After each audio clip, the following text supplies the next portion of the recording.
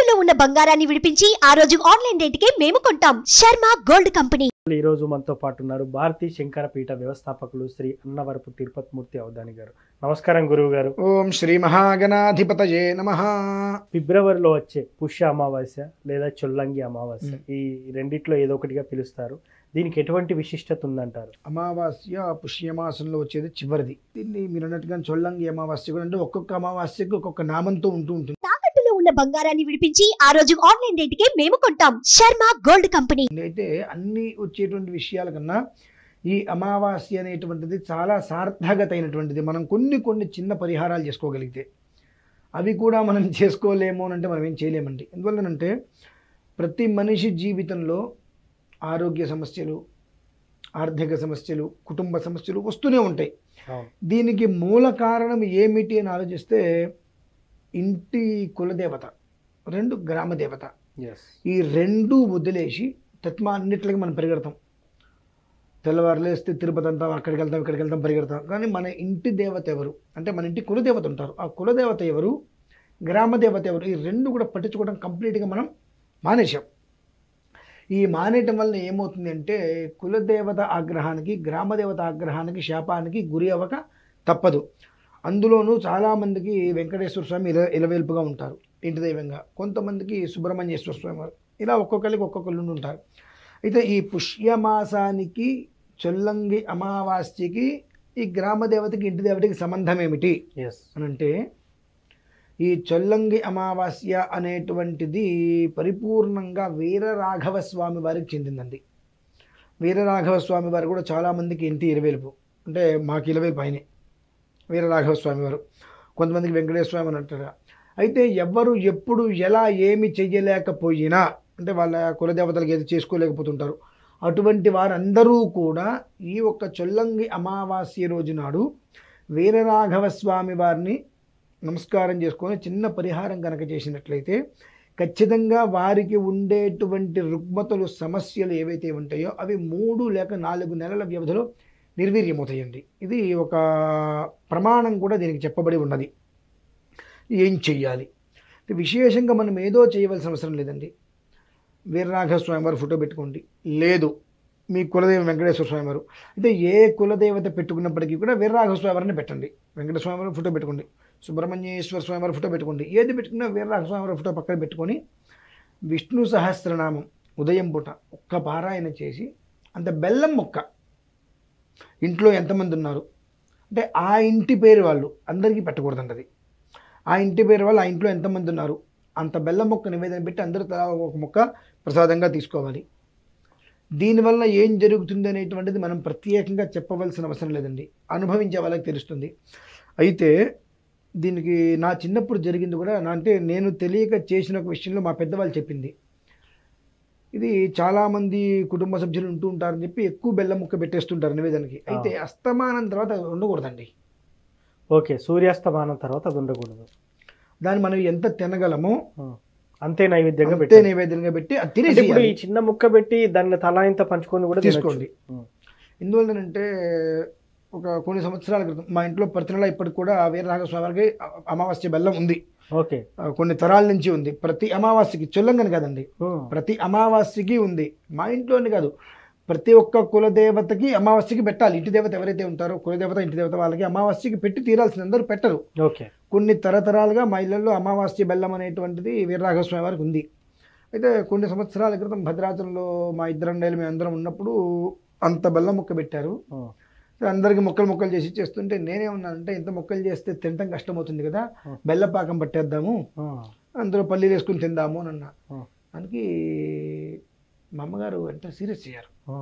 ఏమిటి అంటే, మా అమ్మగారికి వాళ్ళ అత్తగారు అంటే మా బామ్మగారు చెప్పారు, ఇలానే చిన్నప్పుడు ఇంట్లో ఇట్లా జరిగినప్పుడు ఆ బెల్లం తీసుకెళ్ళి ఉడకబెట్టేసేసి దాన్ని పాకం పట్టించేసి జీడిపప్పులు, పల్లిపప్పులు అన్ని వేసేది ప్రయత్నం చేయబోతే, ఏదైతే కనుక ఆ బెల్లం ఉడుకొస్తున్నప్పుడు బుడగలు వస్తాయి కదా, ఆ ఇంట్లో ఆ పిల్లవాడికి ఉళ్ళంతా వచ్చేసింది అట్లా. అందుకనే దీనికి చాలా నియమాలు ఉంటుంటాయి. ఏమవుతుంది అనుకుంటే ఏదో అయిన తర్వాత మనం ఏం చేయలేం. ఏలుస్తూ కూర్చోవటమే. అవును. కాలిందే బర్ణాలు రాయటమే తప్ప ఏం చేయలేము. అవును. కాలక ముందే కొన్ని కొన్ని మనం తెలుసుకోవాలి. ఇటువంటివి చాలా చాలా జరుగుతూ ఉంటాయి. అయితే మనం పెద్దల దగ్గర ఉండం కనుక మనకు అన్ని విషయాలు తెలియవు.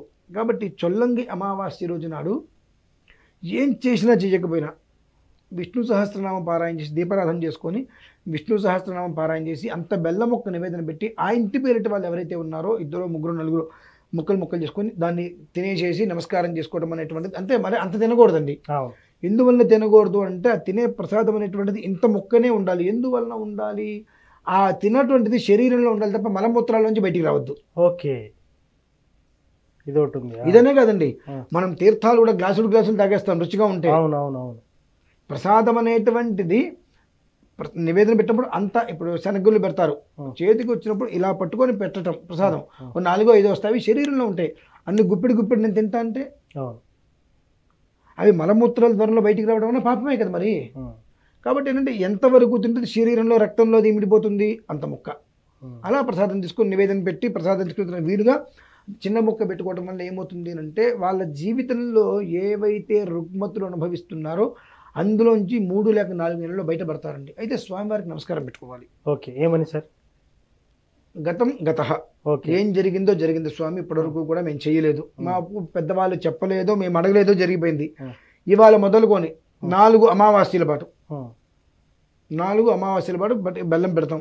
మమ్మల్ని ఈ ఉన్నటువంటి సమస్య ఏదైతే, ఫలానా సమస్య అని పేరొద్దు. ఓకే, మనకు అనేకం ఉంటాయి. మనం 4 చెప్తే మిగిలిన సమస్యలే కదా. మనకేంటి మా సమస్యలు తీరలేదు, నేను బెల్లాన్ని అనవసరంగా పెట్టా అంటాం. సమస్య వద్దు, నాకున్నటువంటి సమస్యల నుంచి నేను బయటపడే తండ్రి అని చెప్పి ఒక 4 నెలలు కంటిన్యూగా 4 అమావాస్యలు అంత మొక్క పెట్టండి, ఆశ్చర్యపోతారు. తర్వాత వాళ్ళే కంటిన్యూ అవుతారు, ఎవరు చెప్పక్కర్లేదు. మీ జీవితంలో జరిగింది ఒక చిన్న చెప్పే కదండి. మా కుటుంబంలో భగవంతుడి యొక్క అనుగ్రహం వలన ఎవరు కూడా ఇబ్బందులు పడిన వాళ్ళు లేరు. ఓకే, కొంతకాలం ఇంట్లో మానేశారు, ఆ తర్వాత మళ్ళీ మొదలు పెట్టారు. మరి అది మొదలు పెట్టిన తర్వాత పెద్దన్నయ్య ఉద్యోగస్తుడు అయ్యాడు, ప్రిన్సిపల్ అయ్యారు. ఇప్పుడు చిన్నయ్య తిరుమల కొండ మీద ఉద్యోగం చేస్తున్నాడు. ఇప్పుడు నేను ప్రశాంతతగా ఉన్నాను, నా పిల్లవాడు కానీ అన్నయ్య పిల్లలు కానీ అందరూ చాలా సుఖంగా ఉన్నారు కదండి. ఇప్పుడు మనకు సుఖము చెప్తున్నారు, సుఖము మీనింగ్ డబ్బు కాదండి, ప్రశాంతత. నెత్తి మీద బర్డెన్స్ లేకుండా 5,000 నోట్లోకి వెళ్ళటం అనేటువంటిది ప్రశాంతత అంటారు. ఆ ప్రశాంతత మనకు కావాలి, అదైతే మేము ఉన్నాం కదండి. గురువుగారు, ఇప్పుడు ఆ 4 అమావాస్యలే పెట్టమన్నారు కదా మీరు, తర్వాత పెట్టనవసరం లేదా మరి? ఓన్లీ చొల్లంగి అమావాస్యకి పెట్టాలా ఎట్లా అసలు? అది అసలు అలవాటు లేని వాళ్ళు, ఓకే, అంటే మాకు అలవాటు లేదండి అంటూ ఉంటారు. దీనికి అలవాటుతో పని లేదంటున్నా. ఓకే, మీ పూర్వీకులు ఏదో చేసి ఉంటారు, మీకు తెలియకపోవచ్చు. అవును, మీ పూర్వీకులు ఏదో చేసి ఉన్నారు, అది మీకు తెలియకపోవచ్చు. కాబట్టి చొల్లంగి అమావాస్యతోటి, అందుకే నేను వెంకటేశ్వర స్వామి ఫోటో పెట్టుకోండి, ఇంటి దైవం మీరు ఏదైతే అనుకుంటారో ఆ ఫోటో పెట్టుకొని వీరరాఘవ స్వామిని పెట్టుకోండి, పెట్టుకుని ఆ బెల్లం మొక్క నివేదన పెట్టి ప్రసాదం తీసుకోండి. అక్కడి నుంచి మీ ఇంటి కులదేవతగా భావించుకొని ప్రతి నెల పెట్టుకోండి. మానేసేయండి, పెట్టుకోవడం మానేసేయండి, అది మీ ఇష్టం. నేనైతే పెట్టుకోమని చెప్తాను. ఎందువల్లంటే మనం 3 పూట్ల తింటున్నాగా, ప్రతిరోజు ఉద్యోగానికి వెళ్తాం, జీతం తెచ్చుకుంటున్నాగా, హైప్ కావాలి మనం కోరుకుంటున్నాగా. అలానే మన ఇంటి దేవతను మనం చూస్తేనేగా, మన ఇంటి దేవత ఇంత ఆడబిడ్డ ఒకటే కదండి. వాళ్ళని చల్లగా చూస్తే మనం చల్లగా ఉంటాం. కాబట్టి ఇంటి దేవతగా ఆలోచించి ప్రతి అమావాస్యగా పెట్టుకోండి, లేదు 4 అమావాస్యలైనా పెట్టండి, కనీసం మీకు ఆ మార్పు కనిపిస్తుంది ఖచ్చితంగా. సూపర్ సార్, నిజంగా చొల్లంగి అమావాస్య రోజు ఏం చేయాలి, మీ నిజ జీవితంలో జరిగిన ఇన్సిడెంట్ని కూడా ఉదాహరణగా చెప్పి ఎలా ఉంటుందో ఫలితం అని చాలా చక్కగా చెప్పారు sir. Thank you so much. చూశారు కదా, చొల్లంగి అమావాస్య రోజు ఏం చేయాలి, ఏం చేయకూడదని గురువు గారు చెప్పారు. సో ఆ రోజు చేసినట్టయితే ఎలాంటి ఫలితాలు ఉంటాయో కూడా గురువారి మాటల్లో విన్నాం మనం. ఇది వాటి కార్యక్రమం. మరో కార్యక్రమంలో మళ్ళీ కలుద్దాం. Thank you.